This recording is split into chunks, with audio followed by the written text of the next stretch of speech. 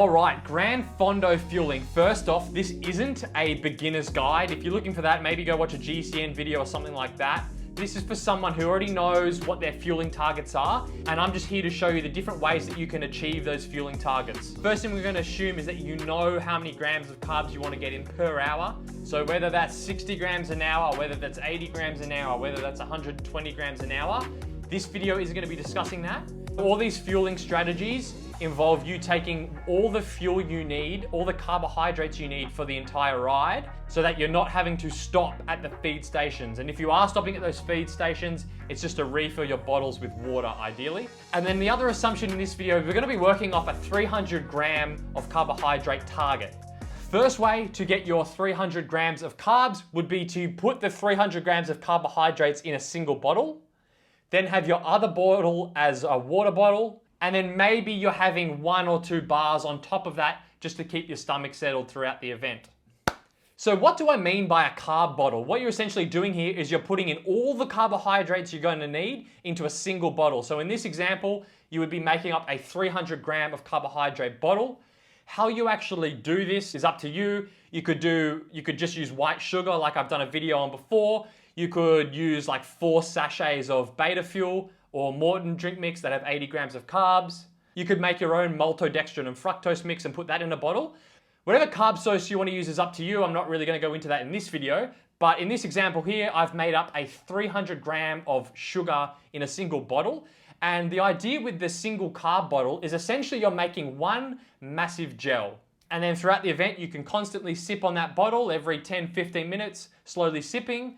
And then over the course of, let's say, 4 hours, you know that if you have finished that bottle, you've hit your carbohydrate fueling target for the event. If you're doing that, you're obviously going to want to have a separate bottle just with plain water, because that's not going to meet your hydration needs. That single bottle is just to meet your carbohydrate needs. And then, as I said, in your back pocket, you might have something like a single Cliff Bar or maybe 2 muesli bars that you just have halfway through to keep your stomach settled, but you're essentially relying on your carbohydrate bottle to meet your fueling targets. I've used this strategy in the past. It's really effective. I like it. It's really simple. The only type of event where this might not work very well is if it's a very hot event, because what's going to happen is you'll have your water bottle. Let's say even if you have a pretty big bottle of water, like an 800 ml bottle, you might be going through that 800 ml bottle every hour, hour and a half if it's a very hot day. So the problem there is that you're going to have to keep stopping to top up that single bottle with water, because your other bottle is going to be taken up with your carbohydrate mix. Option 2 is very similar to option 1, where you're relying on a single carb source.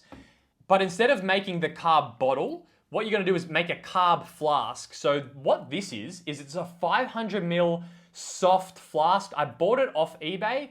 It's got a squeezy top lid. So what this has in it is it's only 500 ml, so it's not that big, but this also has 300 grams of carbohydrates in it. To make this, all I did was put a measuring jug on the scales, put in my 300 grams of carbs. In this case, it was sugar. Again, you can use whatever carb source you want. And then I just topped that up to 500 ml of boiling water this time. This will be harder to dissolve than the carb bottle, so you'll probably need to use boiling water. Stirred that around to dissolve it, and then used a funnel and poured the liquid into this flask. And then what I do on the event day is I just carry this in my back pocket of my jersey, or I could even stuff it down the back of the jersey and carry it behind the neck. But the advantage of this over the carb bottle is that then obviously it frees up the bottles on your bike so that you can carry more fluid. So this is basically one massive, very strong gel. And then throughout the event, pull it out, bite on it, that opens it up, and then just take a little sip on it. I actually put a little bit of staminade powder in here so it has a bit of flavor. Problem with this is it can be hard to know how much you're getting in. I find if you have something with a bit of flavor in it, so just that single scoop of staminade helps your mouth detect the flavors so you can know how much of a sip you're getting in. And then yeah, similar thing with the bottle. I know if I finish this over, let's say, the 3 or 4 hours, however, whatever your fueling targets are, you know you have hit your carb targets for the event. That's a very good option if it's a hot event, because you have all your carbs you need up or behind your neck or in your pockets. Then you've got your 2 bottles on your bike free for water. So you can have 2 800 ml bottles of water on your bike. So over 1.5 liters of water on your bike. then sipping on your carbs through that. I mean, you could you could stop once on a 4 or 5 hour Gran Fondo if you're running that setup. So I really like that. Again, you might want to have some solid food as well. So you might do the carbs from the flask, the water from the bottles on the bike, and then you might just have a little bit of solid food. So maybe you just bring one extra Cliff Bar just to make sure you're getting some solid food in to keep your stomach settled and keeping the hunger away. This is a pretty big one. This is 500 mil. You can get smaller ones. So these are 250 mils. This can be useful if you want to measure things out a bit better. So the problem with this is that if you take a big sip of this, you could be getting in like 70 or 80 grams of carbs in one sip. So what you might want to do is maybe you put in 150 grams of carbs in one of these, 150 grams of carbs in the other, and that could help you dose the carbohydrates so you're not running the risk of getting in too much, which is potentially an issue while running the big flask there. Okay, so third option is that you don't put any carbs in your bottles, you just run water in your bottles, and then you use energy gels for your carbohydrates. So in this example, to get your 300 grams of carbs, these performance gels have 30 grams of carbohydrates per gel. So if you are using this approach, you would need to take 10 gels. Which you can start to see is, I mean, that works. Don't get me wrong. This is a Jay Vine spec. He always ran the gels. It works. Problem is, carrying all this in the back of your jersey pockets, firstly, it doesn't look great because your pockets are stuffed full of stuff. It's kind of heavy. You're then going to have to deal with all these gel wrappers over the event. Like, what are you going to do with all these gel wrappers over the course of the event? It just gets kind of messy. Other thing with gels is every time you have one, you never really get the whole gel out. I reckon in a 30 gram, this gel has 30 grams of carbs. I reckon you at least leave, I reckon you'd leave maybe 3 or 4 grams of carbs in the gel on the road, unless you're there squeezing at every last bit. If you have 10 gels, you could probably leave 20 or 30 grams of carbs just in the wrappers, if that sort of makes sense. So it's just not as efficient a way of doing it. Still effective, still one to try out. Again, for a hot day, that's probably preferred because then you've got access to your 2 bottles for water for fluids.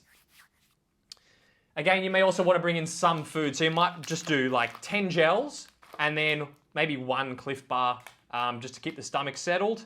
What you could also consider doing is what Adam Hansen does, which is emptying the gels into one of these flask things.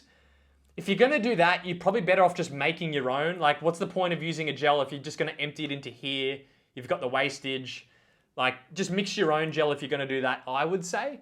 So yeah, that gel option is okay. If I was you, I would suggest trying the carb bottle or the flask option first. See if you can get your carbs in that way. It's just a little bit cleaner, a little bit easier, and just less hassle. It's also cheaper as well, usually, depending on what source you use for the carbohydrates in the bottle or the flask. Guys, quick intermission to say that there's no perfect way to do this. These are all valid options. As long as you're hitting your carbohydrate and hydration targets, then that's good. Whatever way works for you. Okay, fourth and final option. This is probably the most common one that I see most beginners do, is just the pick and mix. So you've got solid food, you've then got gels, maybe you've then got some sports drink in a bottle, not particularly strong mix, maybe mixed like 30 or 40 grams of carbs per bottle. Doing this obviously works. The problem I have with this is it's a bit all over the shop and there's a chance that you're going to be underfueling because you're not exactly sure how many grams of carbs you've gotten in. So a Cliff Bar has 40 grams of carbs, a gel has 30 grams of carbs. So you could do a Cliff Bar and a gel per hour. But I'd say like that's a lot of food. Like to be getting through a Cliff Bar every hour, for me would be very difficult. I don't think I'd be able to do that. The other problem with this is having that slightly weaker amount of carbs per bottle. So let's say you're running 2 bottles on your bike, a 600 ml bottle and 800 ml bottle. This one might have 60 grams of carbs. This one might have 40 grams of carbs if it's just a regular sports drink. That'll be okay to have, but you'll be gone through that in the first 2 hours. And then you're going to be reliant on what you've got in your pockets, which is going to be Cliff Bars, which for me, I would find quite hard to get down in the 3rd, 4th, 5th hour of an event. Or you're then relying on gels, which are also fine, but then you're kind of losing track of how much you've had.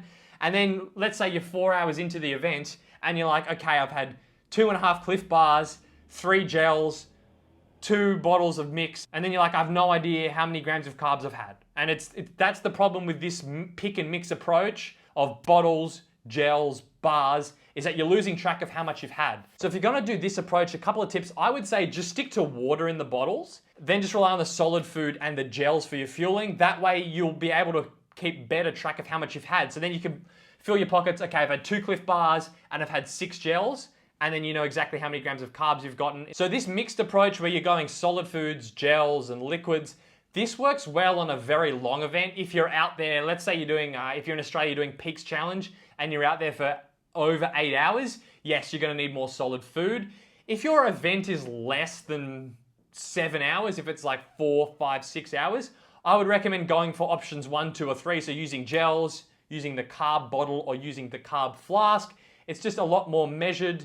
You know exactly how much you're getting. And I would actually say it's almost easier on the guts when you're doing the mixed approach where you're going with gels, bars, chips, bananas, dried fruit.